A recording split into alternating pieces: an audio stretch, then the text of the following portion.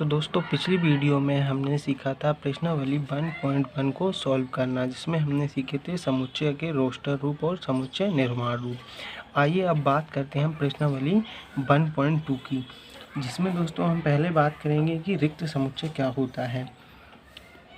तो दोस्तों रिक्त समुच्चय को हम इस प्रकार परिभाषित करते हैं। रिक्त समुच्चय एक ऐसा समुच्चय होता है जिसमें एक भी अवयव ना हो, अर्थात जिसमें एक भी अवयव नहीं होता उसे हम रिक्त समुच्चय कहते हैं, और इसे हम फाई से या फिर मंझले कोष्ठक को खाली छोड़कर निरूपित करते हैं। आइए अब हम इसे उदाहरण से समझने का प्रयास करते हैं। जैसे उदाहरण के लिए हम लें कि ए एक फंक्शन है, एक फलन है जिसमें हमारे पास दिया है x अनुपात 1, जहाँ पे हमारा जो x का मान है वह 1 से बड़ा है और 2 से छोटा है। तो दोस्तों 1 और 2 के बीच में ऐसी कोई भी प्राकृतिक संख्या आती है? नहीं आती है दोस्तों। तो x का मान जो होता है 1 और 2 के बीच में पॉसिबल नहीं है, अर्थात प्राकृतिक संख्या 1 और 2 के बीच में कोई प्राकृतिक संख्या नहीं होती।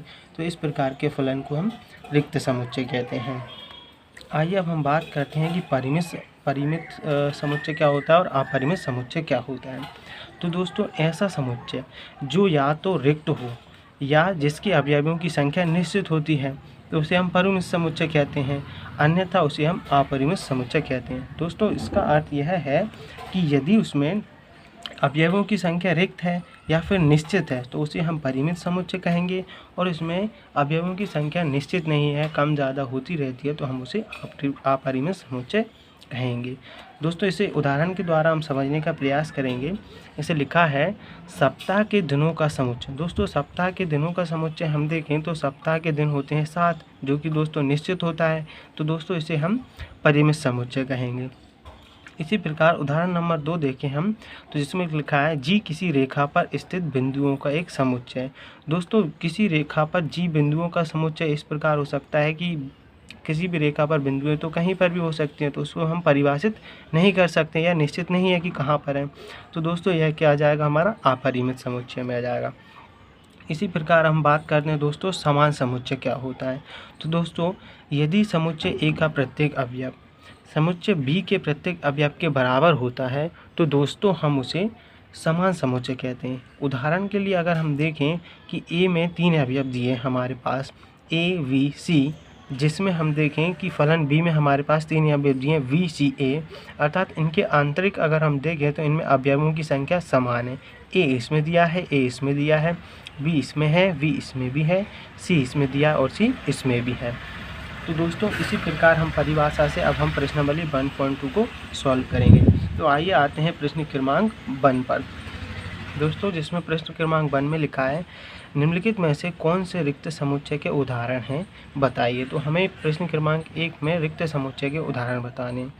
तो दोस्तों 2 से भाज्य विषम प्राकृतिक संख्याओं का समुच्चय। दोस्तों 2 से ऐसी कोई विषम प्राकृतिक संख्या है जो 2 से भाज्य होती हो, क्या यह पॉसिबल है? तो दोस्तों ऐसी कोई विषम प्राकृतिक संख्या नहीं है दोस्तों जो 2 से क्या होती हो, भाज्य हो। तो दोस्तों यह क्या हो जाएगा, हमारा रिक्त समुच्चय हो जाएगा।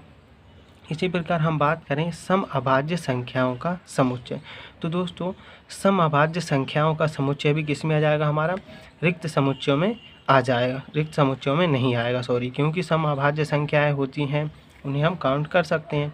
ऐसे ही अगर प्रश्न क्रमांक 3 में बात करें तो जिसमें लिखा है x अनुपात x एक प्राकृतिक संख्या है जहाँ पर x का मान क्या है, 5 से छोटा है और साथ ही x का मान 7 से क्या है, बड़ा है। तो दोस्तों 5 और 5 से छोटा हमें कोई प्राकृतिक संख्या लेनी है और 7 से बड़ी भी लेनी है। तो दोस्तों यह दोनों कंडीशन एक साथ तो फॉलो नहीं कर सकते, तो दोस्तों यह क्या आ जाएगा, हमारा रिक्त समुच्चय कहलाएगा। इसी प्रकार आते हैं y अनुपात y किन्हीं भी 2 समांतर रेखाओं का उभयनिष्ठ बिंदु है। तो दोस्तों समांतर रेखाओं का कोई भी उभयनिष्ठ बिंदु नहीं होता है, तो दोस्तों यह सब क्या आ जाएगा, हमारा यह रिक्त समुच्चय में आ जाएगा। इसी प्रकार दोस्तों अब हम बात करते हैं प्रश्न क्रमांक 2 की, जिसमें लिखा है निम्नलिखित समुच्चयों में कौन परिमित और कौन अपरिमित है। तो दोस्तों अगर हम बात करें वर्ष के महीनों का समुच्चय, तो वर्ष के महीनों का समुच्चय दोस्तों हम जानते हैं महीने हमारे वर्ष के 12 होते हैं दोस्तों, जो कि एक निश्चित संख्या है, हम निश्चित होते हैं कि 12 ही होते हैं। तो दोस्तों यह सब क्या आ जाएंगे, हमारे परिमित समुच्चय आ जाएंगे। इसी प्रकार हम देखें कि यहाँ लिखा है 1 2 3, तो दोस्तों ये अनंत तक जा रहे हैं। दोस्तों क्या इन्हें आप प्रदर्शित कर पाओगे? नहीं कर पाओगे, इसलिए है किस में आ जाएंगे, हमारे अपरिमित में आ जाएंगे। इसी प्रकार हम बात करें 1 2 3 99, ये 100 तक जा रहा है। तो दोस्तों इसे हम देखें तो ये 1 से लेकर 100 तक आ रहा है, जो कि एक निश्चित संख्या है। और यहाँ पर दोस्तों अनिश्चित संख्या थी, ये कहाँ तक जाएगा, अनंत तक, हमें पता नहीं था। तो यहाँ पे हमें पता है कि 1 से लेकर 100 तक जाएगी। तो दोस्तों ये हमारी परिमित संख्या हो जाएगी, परिमित समुच्चय हो गया। ऐसे ही बात करें 100 से बड़े धन पूर्णांकों का समुच्चय। तो दोस्तों 100 से बड़े धन पूर्णांकों का समुच्चय तो बहुत सारे समुच्चय हो जाएंगे दोस्तों। तो उनको हम निश्चित संख्या नहीं है, कौन से धन पूर्णांक 100 से बड़ी, कौन से 10 धन पूर्णांक, तो दोस्तों यह सब हमारे अपरिमित में आ जाएंगे। इसी प्रकार हम बात करें, लिखा है दोस्तों 99 से छोटे अभाज्य पूर्णांकों का समुच्चय। तो दोस्तों 99 से छोटे अभाज्य पूर्णांकों का समुच्चय हम दोस्तों हम उसे निश्चित संख्या है दोस्तों, तो इसे हम परिमित संख्या, परिमित समुच्चय में शामिल करेंगे दोस्तों। इसी प्रकार हम आते हैं प्रश्न क्रमांक 3 पर, जिसमें लिखा है दोस्तों निम्नलिखित समुच्चयों में से प्रत्येक के लिए बताइए कि कौन परिमित है और कौन अपरिमित है। दोस्तों इसमें हमें परिमित और अपरिमित बताना है। तो दोस्तों इसमें लिखा है पहला, एक्स अक्ष के समांतर रेखाओं का समुच्चय। दोस्तों एक्स अक्ष के समांतर रेखाओं का समुच्चय हमारा किस में आ जाएगा दोस्तों, निश्चित नहीं है दोस्तों, तो इसको हम बोलेंगे दोस्तों अपरिमित समुच्चय। इसी प्रकार हम बात करें दूसरे पर, तो अंग्रेजी वर्णमाला के अक्षरों का समुच्चय। तो अंग्रेजी वर्णमाला के जो अक्षर होते हैं दोस्तों 26 होते हैं, तो अल्फ़ाबेट, जिन्हें हम अल्फ़ाबेट बोलते हैं, तो दोस्तों वह एक निश्चित है, तो वह हमारे परिमित समुच्चय में जाएंगे। इसी प्रकार हम बात करें उन संख्याओं का समुच्चय जो 5 के गुणज हैं। तो दोस्तों 5 के गुणज बहुत सारे होते हैं दोस्तों, तो ये कौन से हो जाएंगे, हमारे अपरिमित में आ जाएंगे। पृथ्वी पर रहने वाले जानवरों का समुच्चय। तो दोस्तों पृथ्वी पर जो जानवर रहते हैं वह एक समूह के रूप में व्याख्यात होते हैं, निरूपित किए जाते हैं। तो दोस्तों उनका अगर हम समुच्चय बनाएं तो दोस्तों निश्चित रहेगा, तो वह हमारे परिमित समुच्चय में शामिल हो जाएंगे। इसी प्रकार हम बात करें दोस्तों मूल बिंदु 0 0 से होकर जाने वाले वृत्तों का समुच्चय। तो दोस्तों मूल बिंदु से सभी वृत्तों का जो समुच्चय रहता है दोस्तों 0 0 से ही होकर जाता है, वह निश्चित नहीं होता कि 0 0 से ही जाएगा या नहीं जाएगा। तो दोस्तों वह हमारा अपरिमित समुच्चय में शामिल करेंगे इसे। अब बात करते हैं दोस्तों निम्नलिखित में बताइए कि ए और बी अथवा नहीं है। तो दोस्तों यह समान समुच्चय को निरूपित कर रहा है। तो यदि हम यहाँ पर देखें तो दोस्तों पहला प्रश्न हमारे पास दिया है कि ए बराबर ABCD, ये ए में अवयव दिए हैं दोस्तों, और साथ ही बी में अवयव दिए हैं DCVA। तो दोस्तों अगर हम यहाँ देखें तो इन दोनों के अवयव लगभग समान हैं। तो ए इसमें है दोस्तों, ए इसमें है, V इसमें दिया है, V इसमें दिया है दोस्तों, C इसमें भी है, इसमें भी है, D इसमें भी दिया है, D इसमें भी दिया है। अर्थात अगर हम देखें तो ए और बी के अवयव समान है। तो दोस्तों यह हमारा कौन सा समुच्चय हुआ, यह समान समुच्चय हुआ। इसी प्रकार हम सवाल नंबर 2 पे आते हैं, जिसमें दिया है ए बराबर 4 8 12 16 और बी बराबर दिए गए अवयव हैं 8 4 16 और 18।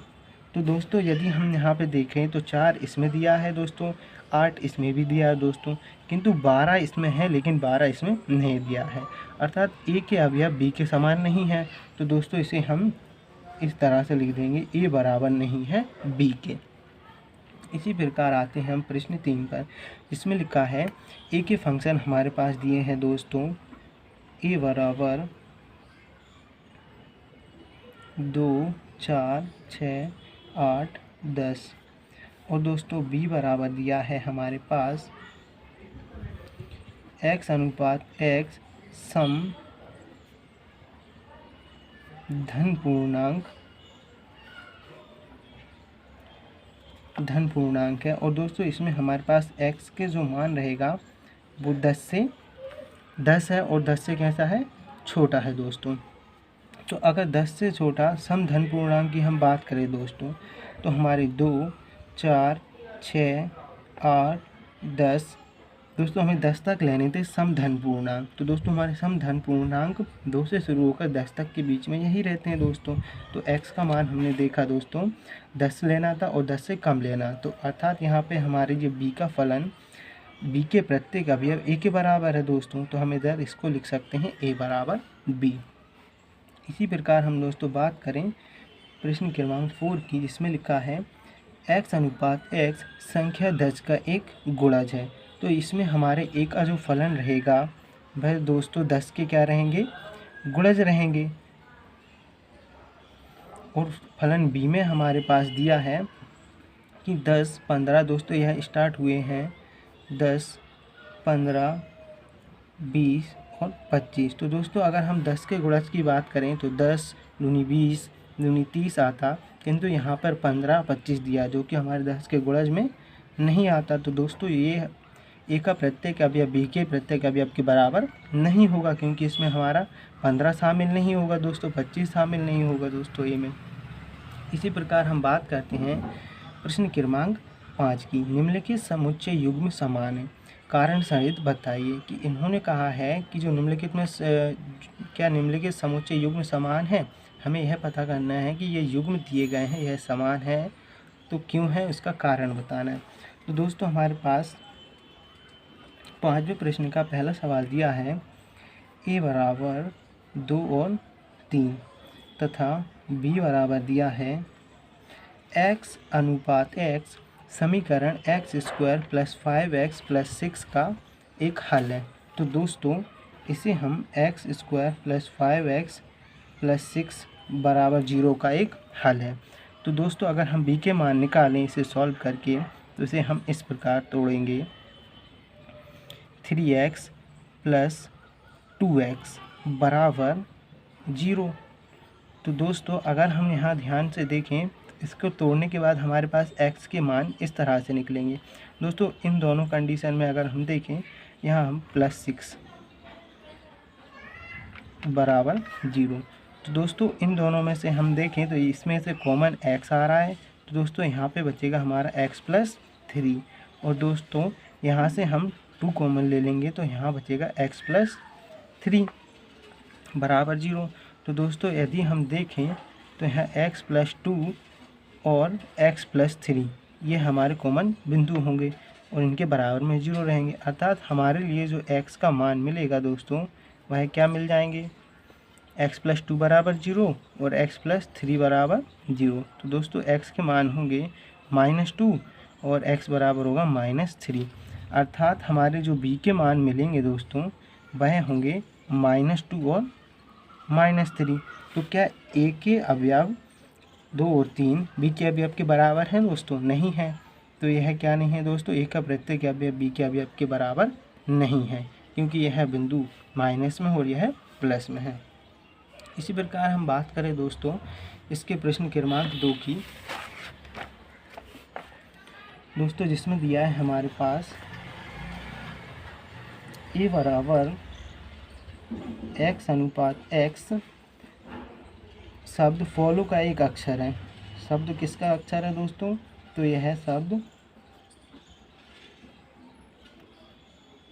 फॉलो का एक अक्षर है। तो ए का अवयव किस तरह से बनाएंगे दोस्तों, तो F O L और W। तो इस प्रकार हमने समुच्चय को बनाना सीखा था दोस्तों। तो इसी प्रकार हम बी के प्रत्येक अवयव को बना के देखेंगे दोस्तों। तो बी लिखा है बल्ब शब्द का एक अक्षर है दोस्तों, तो इसमें दिया है हमारे पास बल्ब। तो दोस्तों इसके अक्षरों का अगर हम समुच्चय बनाएं तो समुच्चय बनेगा W O L और F। दोस्तों हम जानते हैं कि प्रत्येक अक्षर केवल एक ही बार लिखा जाता है। इस प्रकार हम देखें कि ए के प्रत्येक अवयव बी के प्रत्येक अवयव के बराबर हमें मिल गया है। तो यहाँ पर F दिया है, इसमें भी F है, O इसमें है, L इसमें दिया है दोस्तों, और L इसमें भी है, W इसमें भी है और इसमें भी, अर्थात A बराबर है B। दोस्तों इसी प्रकार हम बात करते हैं प्रश्न क्रमांक 6 की, जिसमें दिया है नीचे दिए हुए समुच्चयों में से समान समुच्चयों का चयन कीजिए। तो दोस्तों इसमें हमें समान समुच्चयों का चयन करना है। तो दोस्तों यदि हम देखें कि ए बराबर दिया है हमारे पास 2, 4, 8, 12। तो दोस्तों यह अवयव और किस फलन में हमें दिखाई मिल रहे हैं, तो अगर वो इसके बराबर है तो हम उसे समान समुच्चय कहेंगे। तो दोस्तों हम देखें, ए बराबर दिया है 2, 4, 8, 12। क्या ए के सारे अवयव बी में दिखाई दे रहे हैं दोस्तों? जी नहीं है दोस्तों, तो ए बराबर बी नहीं है दोस्तों। क्या ए के प्रत्येक अवयव सी के बराबर है दोस्तों? तो इसमें हमने देखा कि ए का सी के बराबर भी नहीं है। तो क्या इसके अवयव डी के बराबर हैं दोस्तों? जी नहीं है डी के बराबर भी। इसी प्रकार हम देखें दोस्तों, ए का अवयव ई के बराबर भी नहीं है, ए के अवयव एफ के बराबर भी नहीं है, तो ए के अवयव जी के बराबर भी नहीं है और एच के बराबर भी नहीं है। आइए अब हम बात करते हैं बी के अवयव किसके इक्वल हैं और किसके नहीं है। तो बी का अवयव ए के अवयव के बराबर नहीं है दोस्तों। अब आते हैं सी के अवयव के पास, तो बी का अवयव सी के अवयव के बराबर भी नहीं है, डी के अवयव से भी डी के अवयव के बराबर है दोस्तों। आइए देखते हैं कि बी के अवयव दिए हमारे पास 1, 2, 3 और 4 और डी के अवयव दिए हैं दोस्तों 3, 1, 4, 2। तो दोस्तों अगर हम ध्यान से देखें तो इसका प्रत्येक अवयव इसके बराबर है, मतलब बी का प्रत्येक अवयव डी के अवयव के बराबर है। इसी प्रकार क्या बी का अवयव ई के अवयव के बराबर है दोस्तों? नहीं है। बी का अवयव इसके बराबर भी नहीं है और बी का अवयव इसके बराबर भी नहीं है दोस्तों, और इस अवयव के बराबर भी नहीं है। तो इस प्रकार क्या हमारे सी का प्रत्येक अवयव डी के बराबर है दोस्तों? नहीं है। ई के प्रत्येक अवयव के बराबर भी नहीं है, एफ के भी नहीं है, जी के प्रत्येक अवयव के बराबर भी नहीं है और एच के अवयव के बराबर भी नहीं है। तो आइए अब हम बात करते हैं, क्या ई का अवयव एफ के अवयव के बराबर है दोस्तों? जी नहीं है दोस्तों। तो ई का प्रत्येक अवयव केवल और केवल जी के अवयव के बराबर है दोस्तों। तो यहाँ पर ई के अवयव दिए हमारे पास -1 और 1। तो दोस्तों जी के अवयव दिए हैं 1 और -1, तो इन दोनों के अवयव बराबर ही है दोस्तों। दोस्तों अगली वीडियो देखने के लिए हमारे चैनल को सब्सक्राइब करें और लाइक करें, ताकि हम अपना 11वीं क्लास का हिंदी मीडियम में कोर्स को आगे रख सकें। धन्यवाद।